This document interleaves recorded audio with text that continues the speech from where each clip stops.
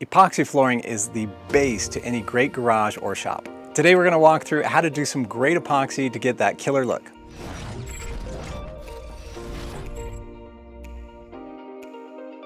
So what is epoxy and why use it? So concrete is a very porous material, and if you spill things on it, it can seep in. So epoxy flooring is really a great way to kind of seal the concrete, make a nice durable uniform layer, and as you'll see in this video, you can make it look pretty cool too. Basically all epoxy is there are two chemicals, part A or part B, or epoxy and hardener, and you mix those together and it creates a chemical reaction, and it turns out like a very, very hard plastic. So basically the whole floor is covered with something that's very durable and very uniform, and it looks good for many, many years. The foundation for this sort of activity is always kind of good preparation. So for us, this is concrete, and we need to make sure we've got perfect concrete to create some great floors.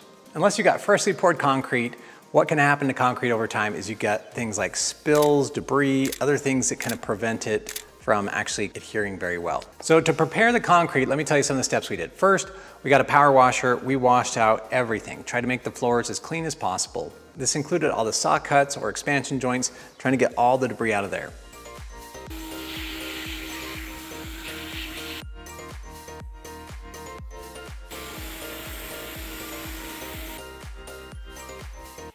All right, we've been busy washing, getting things out, but we're gonna take a little break, let things dry out a little bit. We got a couple fans going, and then we'll put the patch stuff on the cracks.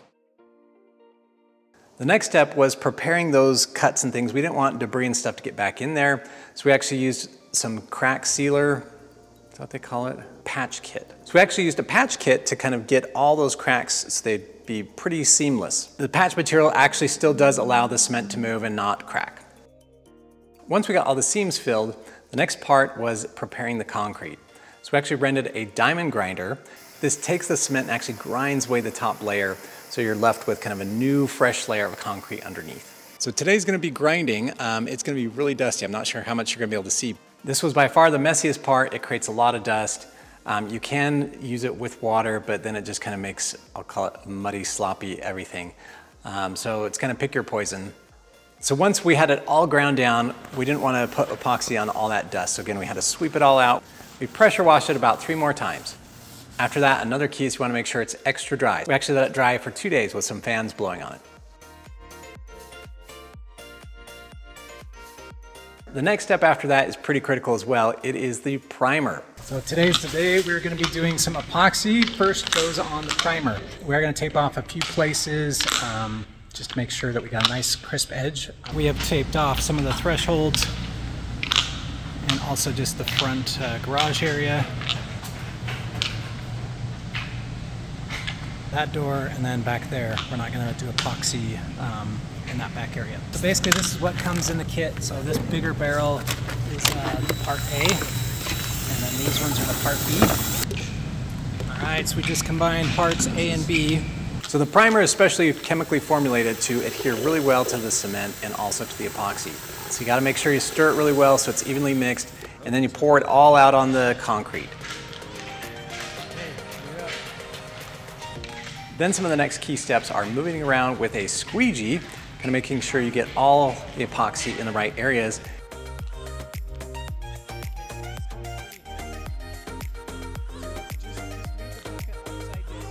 And then after that, you go over it with a roller, and that really makes sure you get an even coat over everything that you're doing.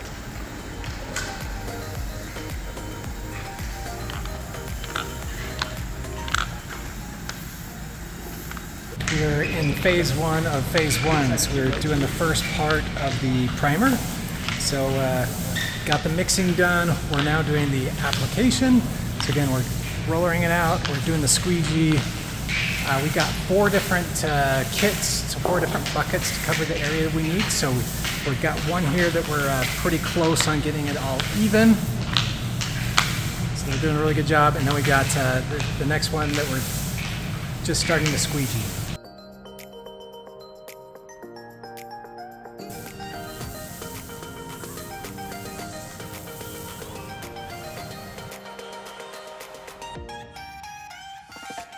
Today's sponsor is Wild Badger. This is a 4-in-1 multi-tool.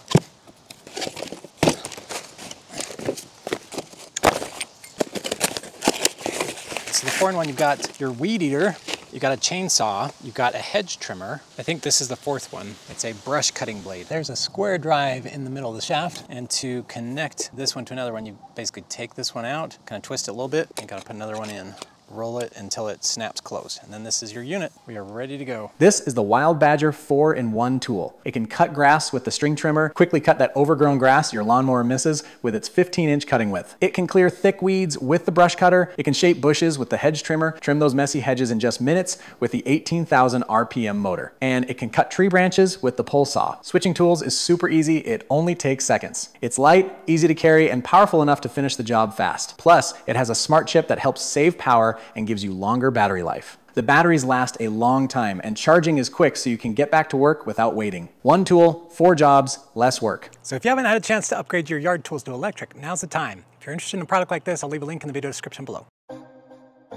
All right, this is the epoxy system we're gonna use. This is the one, I've actually used this one 3 times. Well, this will be the 3rd time. They changed their name. It used to be Epoxy Coat, now they are Performance DIY. So normally when you think of epoxy floors, you think of something like this. And that's fine, that's great. But we're looking for really high end for this new shop. So one of the other challenges with this type of floor is, you guessed it, it is nowhere to be found.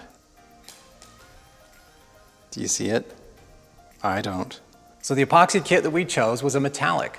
The metallic that we chose was a pearl. After the primer is down, there is a time window where you have to wait a certain amount of time before you put on the epoxy, but it can't be too long. Otherwise, you need to do some other preparation steps. So we got right in the middle of that window and started our epoxy. This is the fun part. All right, we are getting everything set up with our colors and our clears and everything. So we're gonna start mixing and pouring and getting this all done. We also had some highlight colors, which were a black, which was caviar, silver, and a blue, which was Maui. And our goal is we kind of wanted to make it look like, I'll call it marble, like just kind of some veins, some stripes, things that might look pretty natural for kind of a stone finish. So we looked at some of the things online. Everything said to kind of do the darker colors first, just because they're harder to kind of mask. So we started with the black, then the darker gray, and then basically the main coat, which was our pearl. At the very, very top, we did a few hints of blue in some areas. The key here is, again, using the squeegee, trying to get the material all to cover. It's something that's pretty critical that you don't just kind of go in a straight line. You want it to look like something natural, so you kind of have to go back and forth, making sure it looks pretty good.